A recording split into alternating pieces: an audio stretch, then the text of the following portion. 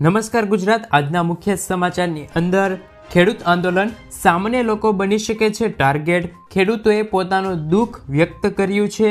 આજના ખેડૂતો મોંઘવારીમાં ફસાયા છે, શું ખેડૂતોના દેવા માફ થશે કે નહીં? હોળી પહેલા મળશે મોટી ભેટ, ખેડૂતોના ખાતામાં 4000 રૂપિયાનો હપ્તો જમા, ડુંગળી બાદ હવે લસણ રડાવશે, કપાસના મામલે ગુજરાત અવ્વલ, લોકસભાની ચૂંટણી ક્યારે યોજાશે? આયુષ્માન કાર્ડ 4 દિવસ બંધ રહેશે।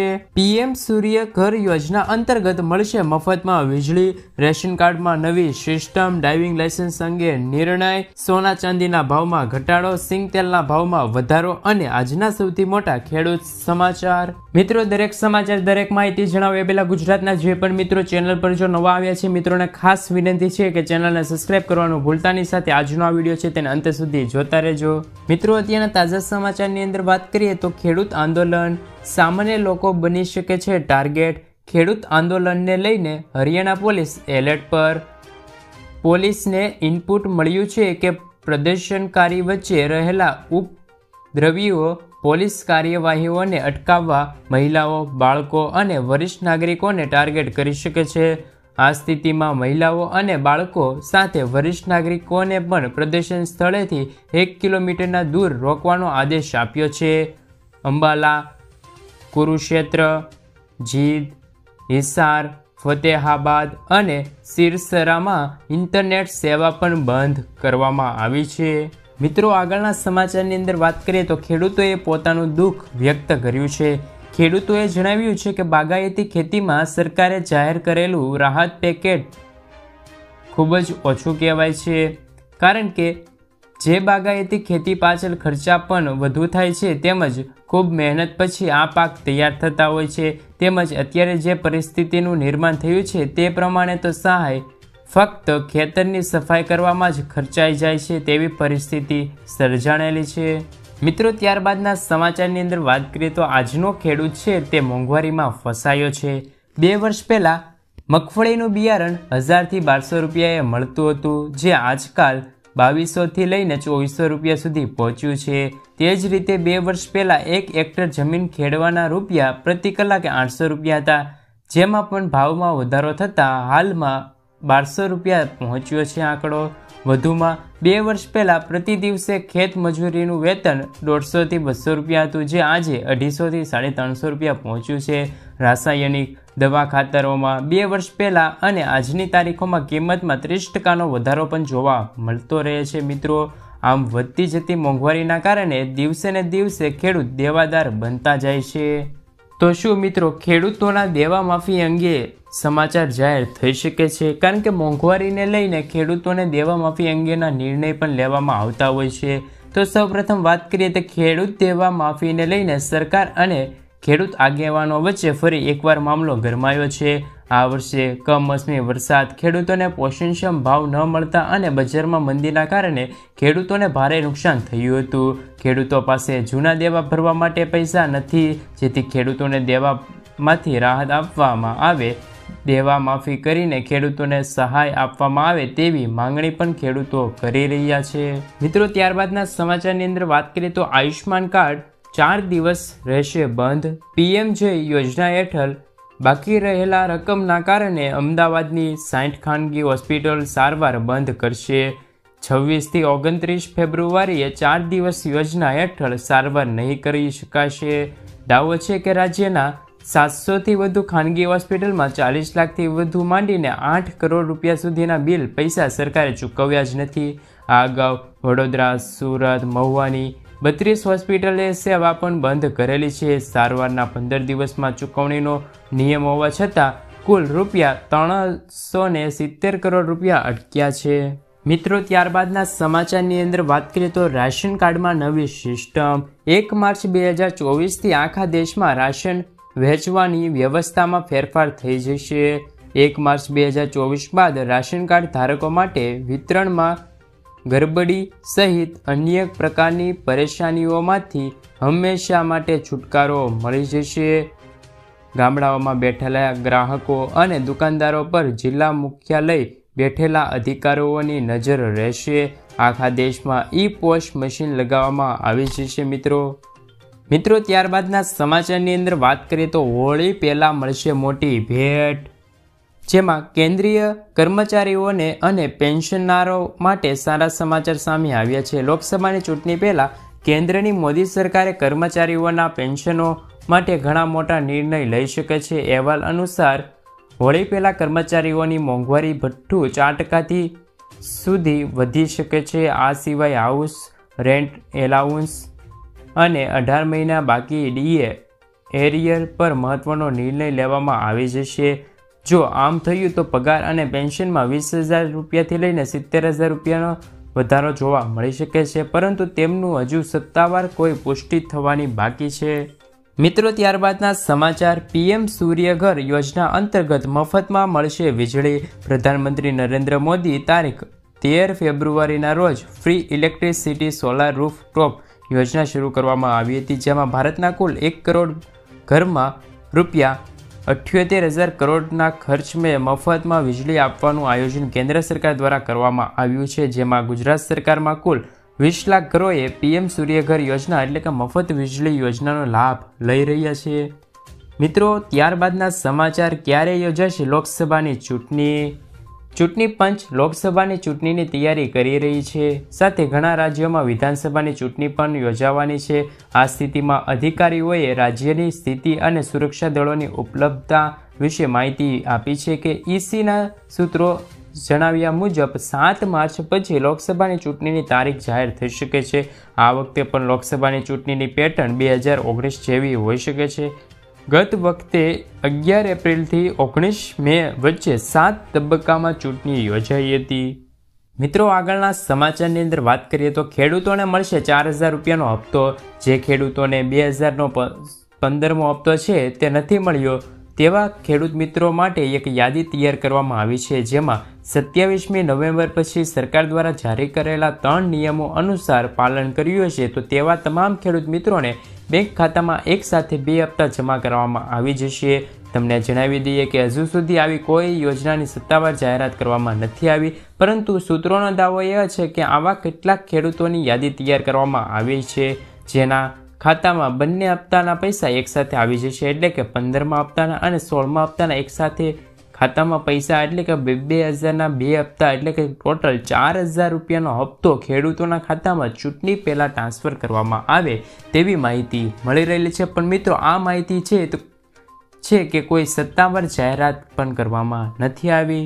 મિત્રો ત્યારબાદના સમાચારની અંદર વાત કરીએ તો સિંગતેલના ભાવમાં થયો છે વધારો. સિંગતેલના 2 દિવસમાં ડબ્બે 50 રૂપિયાનો વધારો થયો છે. હાલમાં ડબ્બાના ભાવ 2600 રૂપિયા છે. કહેવાય છે કે મગફળીના ભાવમાં વધારો થતાં તેલના ભાવમાં પણ વધારો થયો છે.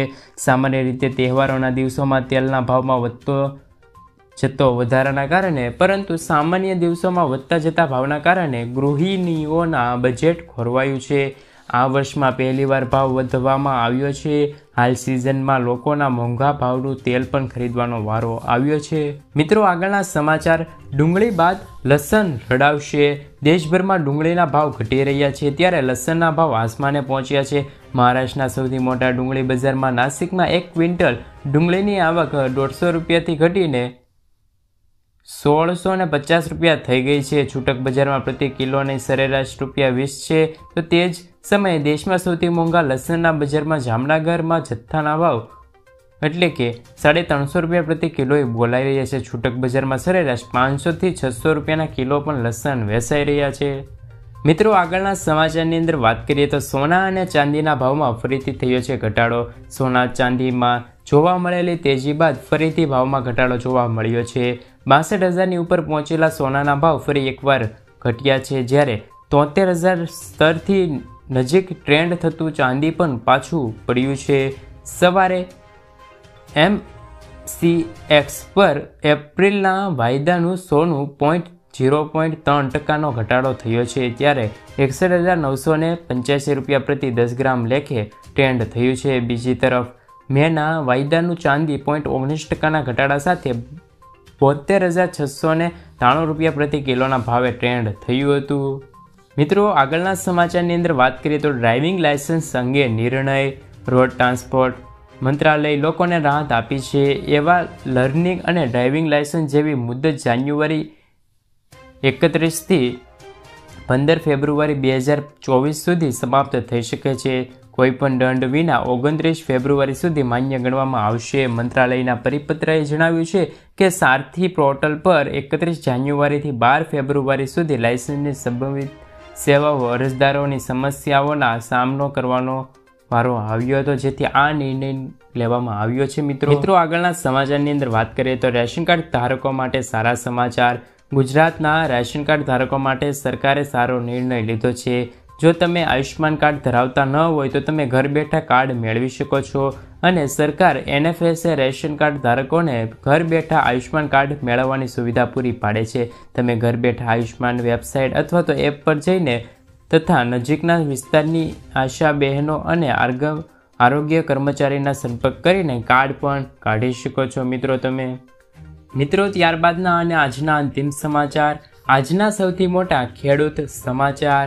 મહુવા માર્કેટિંગ યાર્ડમાં સફેદ ડુંગળીના 52,650 કટ્ટાની આવક થઈ હતી, જ્યારે સફેદ ડુંગળીના ભાવ 241 રૂપિયાથી લઈને 360 રૂપિયા પ્રતિ ભાવ બોલાયા હતા. માર્કેટિંગ યાર્ડમાં લાલ ડુંગળીની આવક 72,000 કટ્ટાની આવક નોંધાઈ છે, જેમાં પ્રતિ એક મણના ભાવ 150 રૂપિયાથી 392 રૂપિયા સુધી નોંધાયા છે. 20 ફેબ્રુઆરીના રોજ મહુવા માર્કેટિંગ યાર્ડમાં ચણાની હરાજી કરવામાં આવી હતી, જેમાં એક મણના ભાવ નીચા ભાવ છે તે 1200 રૂપિયા બોલાયા હતા અને ઊંચા ભાવ છે તે 1456 રૂપિયા બોલાયા હતા. મિત્રો ત્યારબાદના સમાચારની અંદર વાત કરીએ તો પશુપાલકોને 1,60,000 રૂપિયાની સહાય. સરકાર દ્વારા પશુપાલકો માટે 1,60,000 રૂપિયાની સહાય આપવામાં આવે છે. અહીંથી અરજી કરો છો, તમને તરત જ લાભ મળશે. સરકાર પશુપાલકો માટે ખૂબ જ ફાયદાદારક એક યોજના ચલાવી રહી છે. આ યોજના હેઠળ સરકાર પશુપાલકોને પ્રાણીઓની સંભાળ રાખવા અને તેમના રહેવાની જગ્યા બનાવવા માટે 1,60,000 રૂપિયા આપે છે, જેનાથી પશુપાલકોને ઘણી મદદ થાય છે. તમને જણાવી દઈએ કે આ યોજના શરૂ કરવા પાછળ સરકારનો ઉદ્દેશ પશુપાલકોને પશુઓ માટે રહેવાની વ્યવસ્થા કરવા માટે સક્ષમ બનવાનો છે. મિત્રો ત્યારબાદના સમાચારની અંદર વાત કરીએ તો ડુંગળીઓના ખેડૂતોને આવ્યા છે રોવાનો વારો. રાજકોટ અને ગોંડલ માર્કેટ યાર્ડમાં ડુંગળીની ખૂબ જ આવક થઈ હતી, જેના કારણે ડુંગળીના ભાવ ઘટ્યા છે. યાર્ડમાં 1.5 લાખ કટ્ટાની ડુંગળી આવી હતી. હરાજીમાં 20 કિલો ડુંગળીનો ભાવ 200 રૂપિયાનો ઘટાડો જોવા મળ્યો હતો. 20 કિલા ડુંગળીનો ભાવ 100થી લઈને 300 રૂપિયા સુધી બોલાયો છે, જ્યારે મળતા અહેવાલ અનુસાર આગળ પણ ડુંગળીના ભાવોમાં ઘટાડો યથાવત જ રહેશે અને ખેડૂતોને રોવાનો વારો પણ. મિત્રો ત્યારબાદના સમાચારની અંદર વાત કરીએ તો ખેડૂતો માટે પણ ખૂબ જ અગત્યના સમાચાર સામે આવ્યા છે. ભાવનગર જિલ્લામાં આ વર્ષે ખેડૂતો દ્વારા મગફળી કપાસનું મોટા પ્રમાણમાં વાવેતર કરવામાં આવ્યું હતું. આ સિવાય યાર્ડના કપાસ, મગફળી, તલ, બાજરી, સોયાબીન અને ચણા સહિતની વિવિધ જણસીની હરાજી કરવામાં આવી હતી. મહુવા માર્કેટ યાર્ડમાં 3578 નવી મગફળીની આવક થઈ હતી. એક મણના નીચેનો ભાવ 1109 રૂપિયા બોલાયા હતા, જ્યારે ઊંચો ભાવ 1451 રૂપિયા બોલાયો હતો. માર્કેટિંગ યાર્ડમાં 266 ગાડીઓ કપાસની આવક થઈ હતી. એક મણના નીચેનો ભાવ 1000 અને ઊંચો ભાવ 1375 રૂપિયા બોલાયો હતો. મિત્રો ત્યારબાદના સમાચાર અંદર વાત કરીએ તો સોના ચાંદીના ભાવમાં થયો છે વધારો ઘટાડો. લગ્નની સિઝન પૂરી થવાના કારણે સોના અને ચાંદીના ભાવમાં વધઘટ ચાલુ છે.